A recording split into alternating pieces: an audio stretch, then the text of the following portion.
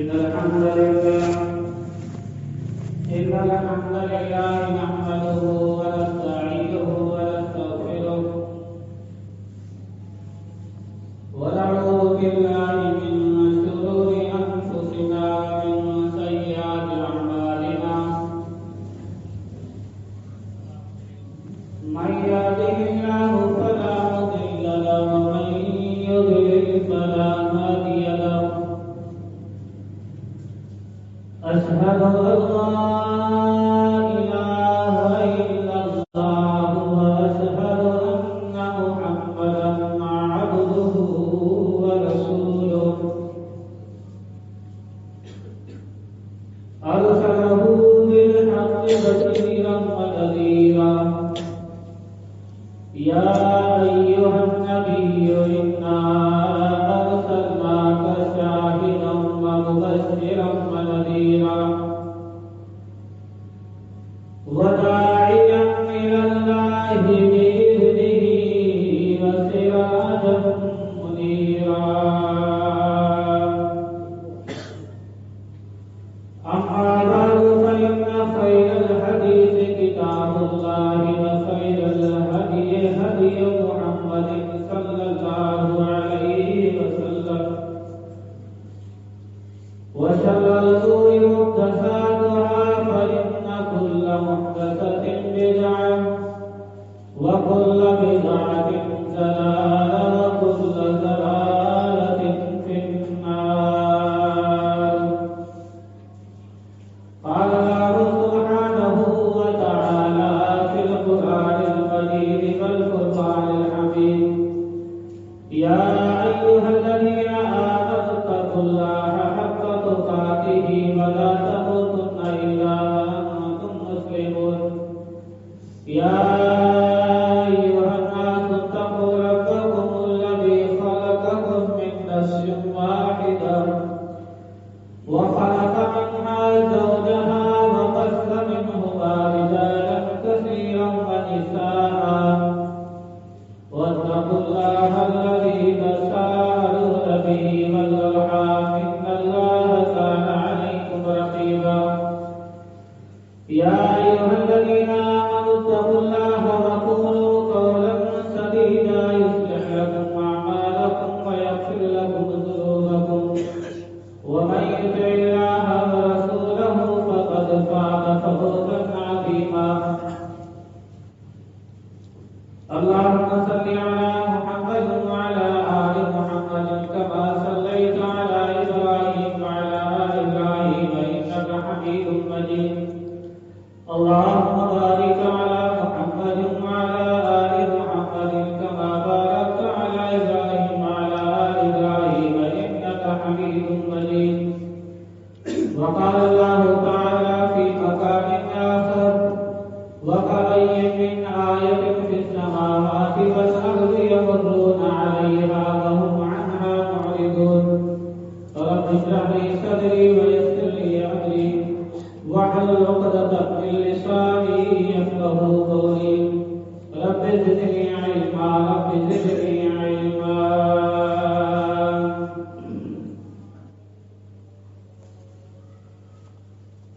معجزات مصطفیٰ اس عظیم عنوان پر دوسرا بات ہے، اس کا دوسرا حصہ ہے. اللہ رب العالمین نے زمین پر جتنے مخلوقات بھیجی ان کی ہدایت اور بھلائی کے لیے اللہ تعالیٰ نے نبیوں کا انتخاب کیا. نبیوں نے اپنی قوم کو اللہ رب العالمین کی طرف سے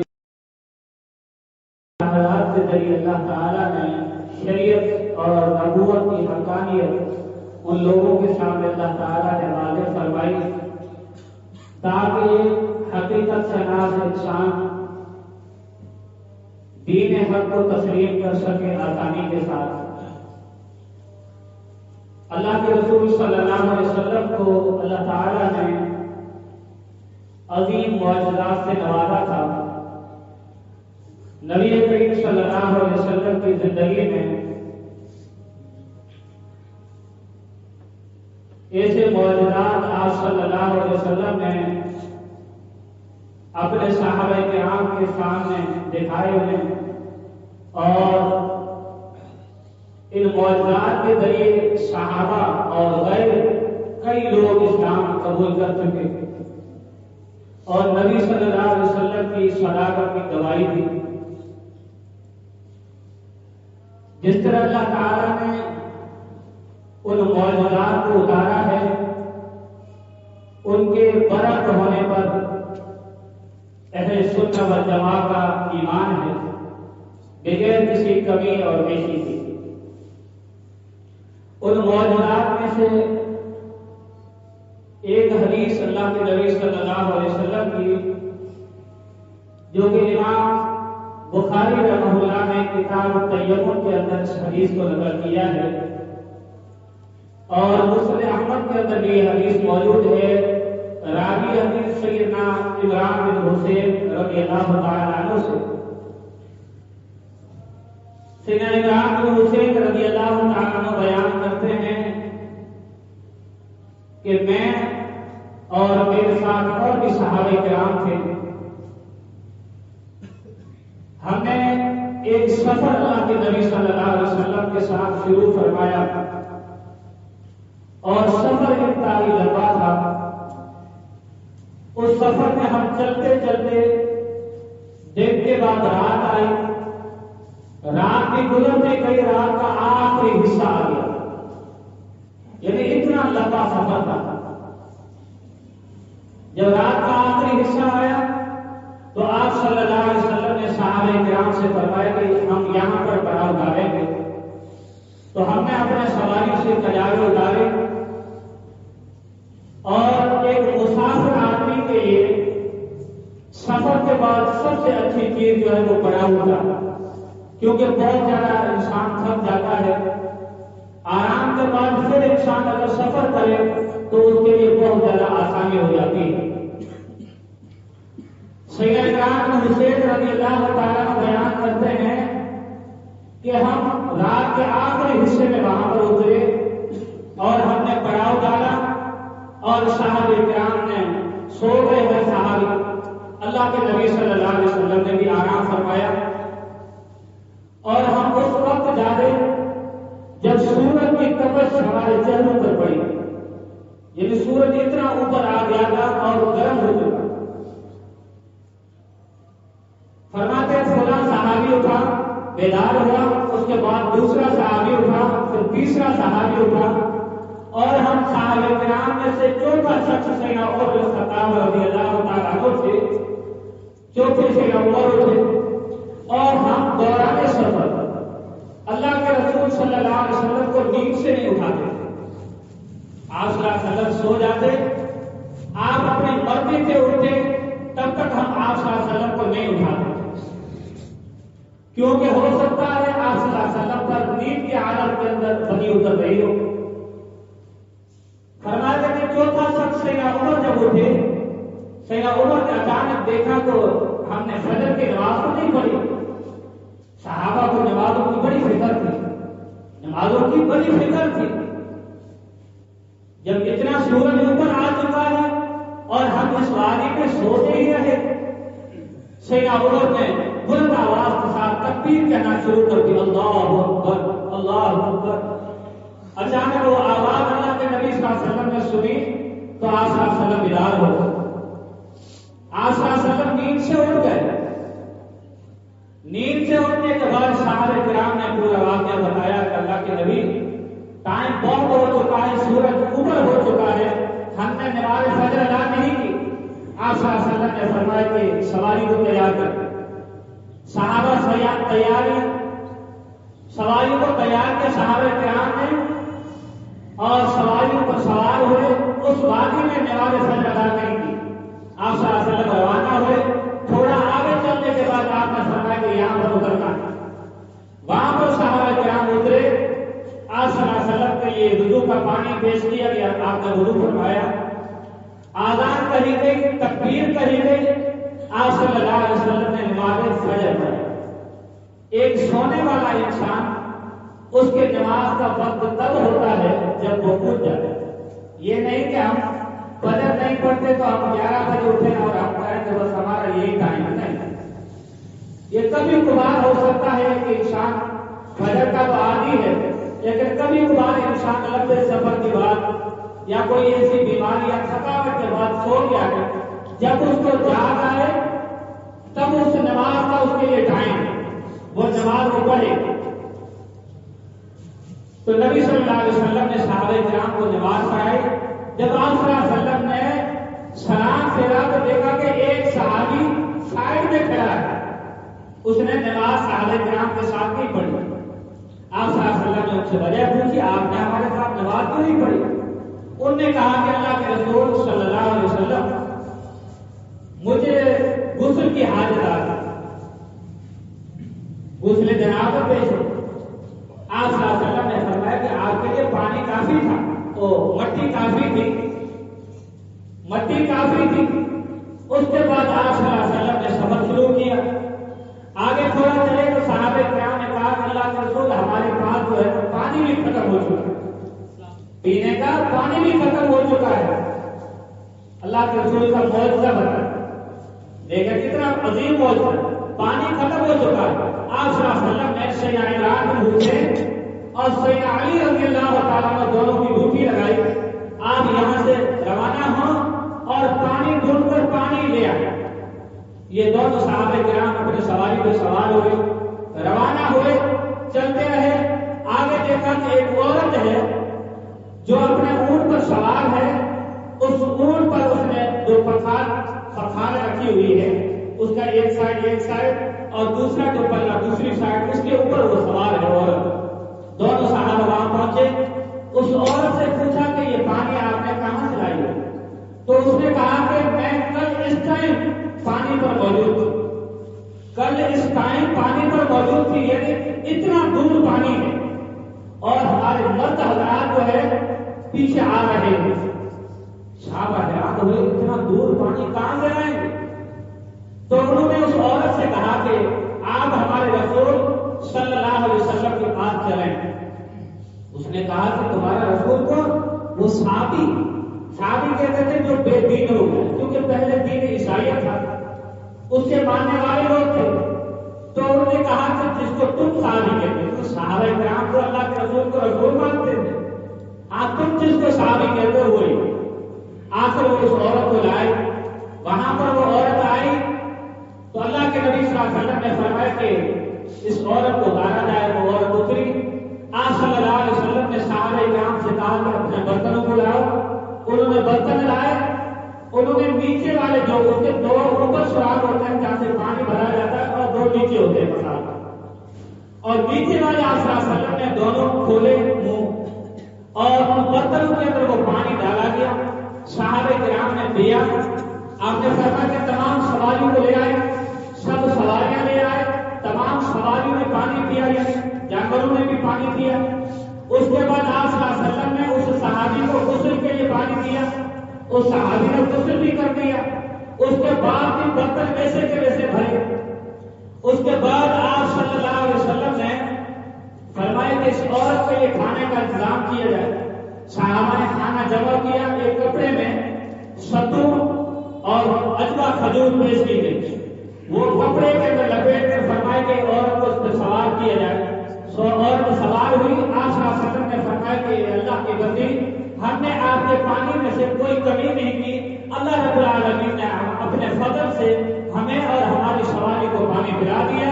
صحابی رسول عمران بن حسین کہتے ہیں مجھے اللہ کی ذات کی قسم ہے کہ اتنا کا اتنا پانی وہیں تک موجود، اتنا پانی جتنا اس پکال کے اندر تھا اس سے زیادہ ہم نے اس کے اندر دیکھا، بلکہ ہم نے اس سے زیادہ اس پکال کے اندر پانی دیکھا، یعنی وہ بھری اور زیادہ بھر گئی. یہ اللہ کے نبی صلی اللہ علیہ وسلم کا معجزہ تھا. آخر عورت روانہ ہوئی، اپنے قبیلے پہنچی. قوم والوں نے پوچھا کہ کہاں گئی تھی؟ انہوں نے پورا واقعہ بتلایا.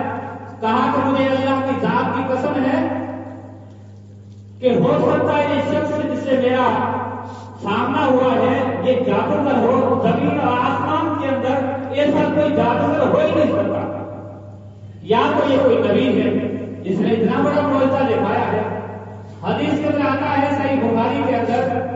اللہ کے رسول صلی اللہ علیہ وسلم اس کے جہاں اس کا گھر تھا اس کے ایک جگہ کئی کفار سے جب ان کا مقابلہ ہوتا تو تمام کفار سے مقابلہ کرتے اس عورت کے گھر یا اس کے قبیلے کے قریب بھی جاتے تھے صحابہ کرام اللہ کے رسول صلی اللہ علیہ وسلم. عورت کو پتا چلا, اس عورت نے اپنے قوم والوں سے کہا کہ یہ آپ نہ سمجھیں کہ یہ لوگ ہم سے ڈرتے ہیں, یہ سمجھیں کہ ہمیں انہوں نے اگر چھوڑا ہوا ہے تو ہمارے لیے بھلائی اسی بات کے اندر ہے کہ ہم اسلام قبول کر لیں. حدیث کے اندر آتا ہے وہ عورت بھی اسلام لائی اور اس کے بتانے کا مقصد یہ کہ اللہ کے نبی صلی اللہ علیہ وسلم کو اللہ تعالیٰ نے عظیم و معجزات سے نوازا تھا. دیکھیں کتنے صحابہ کرام اس قافلے کے اندر تھے, ان سب نے پیا, ان کے جانوروں نے پانی پیا, اس کے بعد جو ہے ان کے برتن بھرے گئے. وہ صحابی جس کو غسل کی حاجت پیش آ گئی اس نے غسل کر لیا, اس کے باوجود بھی پانی اتنا نہیں بلکہ اس سے بھی زیادہ تھا ان پکالوں کے اندر, اتنا پانی تھا. یہ اللہ کے نبی صلی اللہ علیہ وسلم کو عظیم معجزات سے اللہ تعالیٰ نے نوازا تھا, جس معجزے کی وجہ سے اس عورت نے اور اس کے قوم والوں نے اسلام قبول کی. اس عورت نے اور اس کے قوم والوں نے اسلام قبول کیا تھا. یہ عظیم معجزہ اللہ کے رسول صلی اللہ علیہ وسلم کو اللہ رب العالمین نے عطا فرمایا. ایک اور معجزہ جو کہ امام مسلم نے یہ حدیث کتاب الفضائل کے اندر نقل فرمائی اور امام احمد بن حنبل نے مسلم انصار کے اندر اور موطا امام مالک کے اندر بھی یہ حدیث موجود ہے.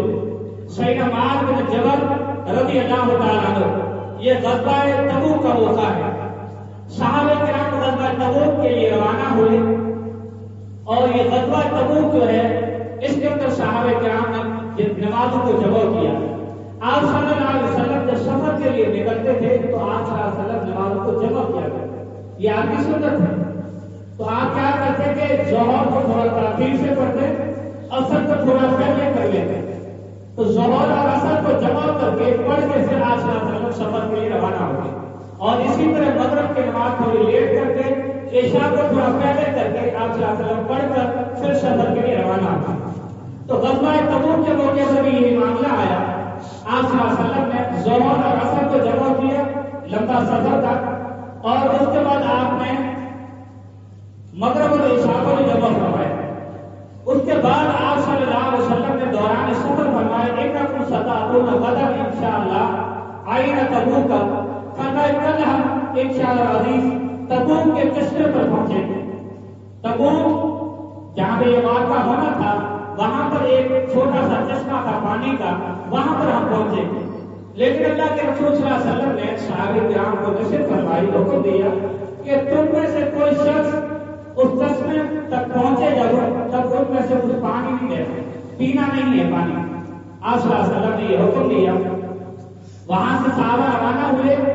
اس چشمے پر جب پہنچے تو آپ صلی اللہ علیہ وسلم کو صحابہ سے پہلے دو شخص جو ہے وہ پہلے پہنچ چکے تھے, انہوں نے اس چشمے سے پانی بھی پی لیا.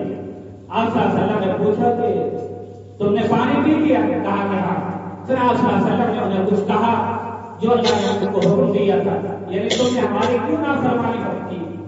اس کے بعد آپ صلی اللہ علیہ وسلم سیدنا معاذ بن جبل فرماتے ہیں کہ اس چشمے کے اندر پانی اتنا تھا کہ اگر ایک چلنے والے آدمی کی ایک جوتا جو ہے, جوتے کا جو تسمہ ہے, تسمہ اگر اس کے اندر ڈبویا جائے تو تسمہ کا اوپر والا حصہ بھی خشک رہے گا.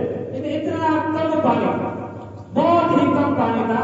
صحابہ کرام چلو کے ذریعے برتنوں کے اندر پانی ڈال رہے تھے. آپ کے حکم پر صحابہ کرام چلو کے ذریعے برتن کے اندر پانی ڈال رہے.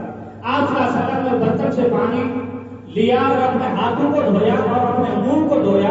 وہ والا پانی اس چشمے کے اندر آپ صلی اللہ علیہ وسلم نے ڈال دیا. اس چشمے کے اندر وہ والا پانی ڈال دیا.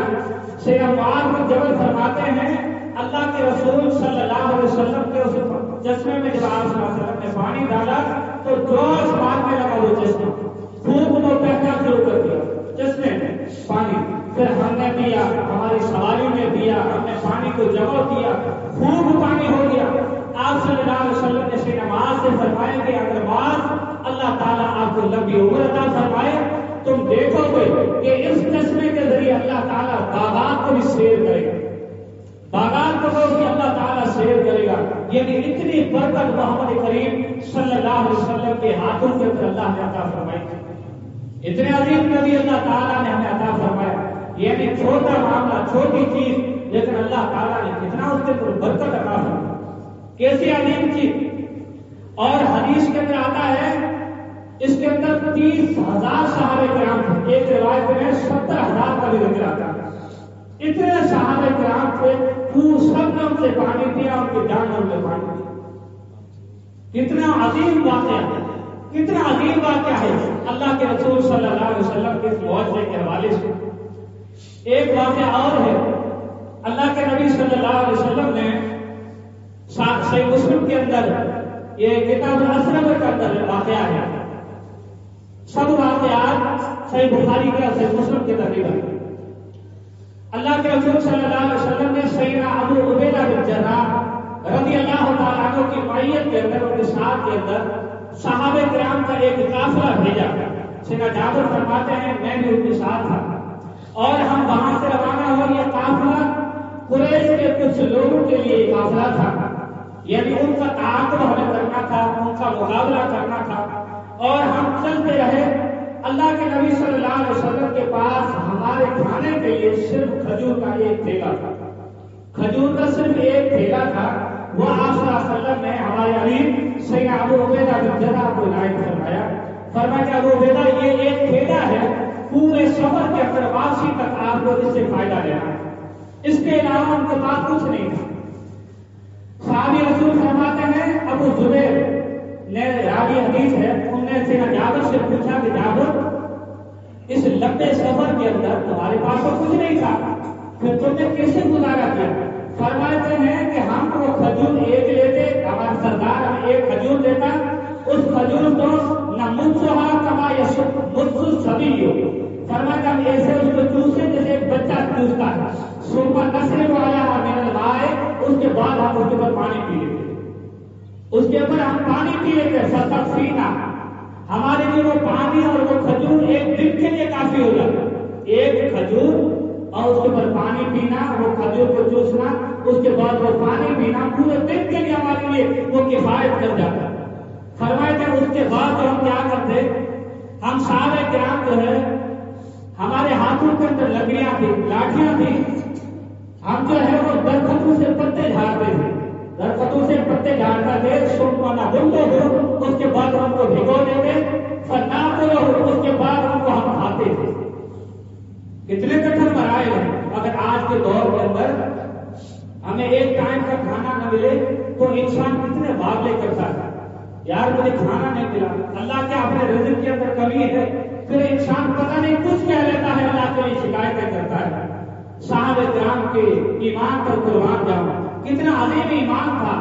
اللہ کے نبی صلی اللہ علیہ وسلم نے جہاں پر بھیجا یہ نہیں دیکھا کہ ہمارا رزق کم ہے، لمبا سفر ہے، آگے دشمن سے مقابلہ ہے، کتنے دن لگیں گے، کتنے کٹھن مرحلے ہیں، کھانے کے لیے کچھ بھی نہیں ہے، کچھ بھی نہیں لے دیکھا. اللہ کے رسول نے کہا ہے تو وہ چلنا ہے، وہ جانا ہے. جان جانے کا کوئی خطرہ نہیں ہے، بھوک کا کوئی خطرہ نہیں ہے. یعنی صحابہ کرام پر بھوک کا یہ عالم آیا. ایک دن انہوں نے ایسے بھی دیکھے ہیں کہ درختوں کے پتے انہوں نے کھائے ہیں، درختوں کے پتے بھی کھائے ہیں. کیا ہم میں سے کوئی شخص ہے ایسا دن آیا ہو کہ ہم نے درختوں کے پتے کھائے، پھر بھی ہماری ناشکری عروج پر ہوتی ہے؟ اللہ کا شکر ادا کرنا چاہیے. اگر دن کے اندر اللہ تعالیٰ بندے کو پیٹ بھرنے کے برابر کھانا دے دینا تو ہماری اتنی اوقات نہیں ہے، اتنے ہماری نیکیاں نہیں ہے. یہ بھی اللہ کا بہت بڑا احسان ہے. صبح کا ناشتہ بھی کرتے ہیں، دن کا کھانا بھی کھاتے ہیں، رات کا کھانا بھی اللہ دیتا ہے. اس کے علاوہ اور کچھ کیا چاہیے انسان کو؟ یہ پیٹ ایسا ہے جو نہ بھرنے کے برابر ہے. کتنا نہیں بھرتے رہو، لالچ ختم نہیں ہوگی. ابن آدم کو 2 سونے کی وادیاں دی جائے تو لب تک آسان سے تیسری کی تلاش میں لگا رہے ہیں. جتنا بڑا ہے اس کی لالچ اتنی تمام اتنی بڑی ہے. بوڑھا بستر میں پڑا ہوا ہے لیکن اس کی سوچ یہ ہے ابھی اٹھوں گا، ابھی کماؤں گا، ابھی یہ بھی بنگلہ لوں گا، ابھی یہ بھی کروں گا، اتنا اور جمع کروں گا. یہی سوچ ہے. لیکن صحابہ کرام کا ایمان پر قربان ہے. ٹھیک ہے، آگے کا سفر روانہ، سفر کرتے رہے. فرماتے کہ ہم نے ایک سمندر کے ساحل پر پہنچے. ہم نے وہیل مچھلی بہت بڑی مچھلی ہے. صحابہ کہتے ہیں ہمیں وہ ملی. ہم نے ابو عبیدہ بن جراح نے کہا کہ اس کو کھانا ہے. اس کے بعد صحابہ کرام نے اس مچھلی سے کھایا اور 300 صحابہ کرام تھے. 300 صحابہ کرام تھے اور وہ وہاں پر 1 مہینے تک رکے. 1 مہینے تک. پہلے آزمائش آئی تھی اور اس کے بعد اللہ تعالیٰ نے ان کو عظیم فراوانی کی. اتنی بڑی مچھلی تھی. صحابی فرماتے ہیں ہم 300 آدمی 1 مہینے تک اس مچھلی سے کھاتے رہے اور ہم خوب موٹے ہو گئے. اور اس مچھلی کی ایک آنکھ اس سے ہم چربی کے جو نا مٹکے بھرتے رہے اور گوشت بیل جتنا بیل ہوتا ہے نا اتنے بڑے گوشت کے ٹکڑے اس مچھلی سے نکالے. 300 صحابہ نے 1 مہینے تک اس مچھلی سے کھاتے رہے. اور فرماتے ہیں ہمارے سردار سیدنا ابو عبیدہ بن جراح رضی اللہ تعالیٰ عنہ نے ہم میں سے 13 صحابہ کرام کو لیا اور ہم 13 صحابہ کرام اس مچھلی کے اس آنکھ کے اندر ہم بیٹھ گئے. آنکھ کا جو کھول ہوتا ہے اس کھول کے اندر 13 صحابہ کرام بیٹھ گئے. یعنی اتنی بڑی آنکھ تھی. اتنی بڑی آنکھ اور اتنی بڑی مچھلی ہوگی. فرماتے ہیں اس کے بعد اتنی بڑی مچھلی اس کی 2 مچھلیوں کے درمیان ایک سب سے بڑا اونٹ لیا. اس اونٹ پر پجاوا باندھا. اس اونٹ سے ہم نے گزارا. اس اونٹ کو پسلیوں سے گزارا. آسانی سے وہ اونٹ وہاں سے گزر گیا. یعنی اتنی بڑی مچھلی تھی. اس کے بعد یہ صحابہ کرام خوب موٹے ہوئے. فرماتے ہیں خوب موٹے ہوئے اور اس مارکے کے بعد پھر ہم واپس لوٹے 1 مہینے کے بعد. پھر اللہ کے نبی صلی اللہ علیہ وسلم کے پاس پہنچے. آپ صلی اللہ علیہ وسلم کو پورا واقعہ بتایا. آپ صلی اللہ علیہ وسلم نے اللہ کی تعریف بیان فرمائی. فرمایا کہ وہ رزقکم اللہ ہو. یہ اللہ تعالیٰ کی طرف سے رزق تھا جو اللہ تعالیٰ نے تمہیں عطا کیا. صحابہ کہتے ہیں ہم اس میں سے کچھ واپس بھی لائے تھے. آپ نے فرمایا کہ اگر لائے ہو تو مجھے بھی دے دینا. پھر اللہ کے نبی صلی اللہ علیہ وسلم کو بھی اس مچھلی میں سے حصہ عطا کیا. یعنی اتنا عظیم ہوا. نبی صلی اللہ علیہ وسلم کے صحابہ کو بھی امتحان کے بعد فَإِنَّ مَعَ الْعُسْرِ يُسْرًا اللہ انسان کو تنگی لاتا ہے, آزماتا ہے. اس کے بعد دیکھتا ہے اس کے اندر صبر کا وعدہ کتنا ہے. اگر انسان جتنا صبر کرتا ہے صبر کے بعد ایک عظیم صلہ اللہ رب العالمین اس بندے کو عنایت فرماتا ہے. صبر کے بعد ایک عظیم صلہ اللہ تعالیٰ اس انسان کو عطا کرتا ہے. تو میرے بھائیوں معجزات کے حوالے سے آج کا یہ دوسرا پارٹ تھا. انشاءاللہ عظیم موقع ملا تو تیسرا پارٹ اس پر ہوگا. اور یہ عظیم واقعہ کتب حدیث کے اندر ملتے ہیں اور یہ انسان کے ایمان کو اجاگر کرتے ہیں, ظاہر کرتے ہیں. اللہ تعالیٰ نے باطنی حوالے سے ایسے مشاہدات لوگوں کو دکھائے ہیں جو انسان مجبور ہو گیا اسلام کو قبول کرنے کے لیے. عظیم اور بھی واقعات کتب حدیث کے اندر موجود ہے.